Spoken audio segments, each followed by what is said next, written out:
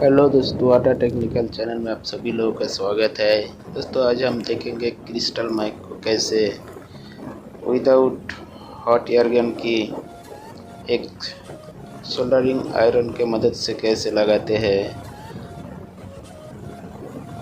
सबसे पहले माइक के बगल में जो ग्राउंड वाला है, ग्राउंड को स्क्रैच कर लेना है।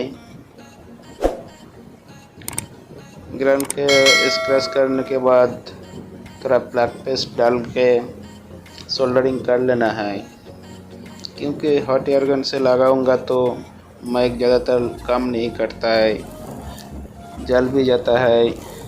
और जंपर भी कर लेने से माइक काम करता है, लेकिन जब कस्टमर के पास जाता है, फ़ोन गिर जाता है, जंपर कट जाता है कम, फिर माइक वर्क नहीं करता। इसलिए इस तरीके बहुत ही सेफ है दोस्तों।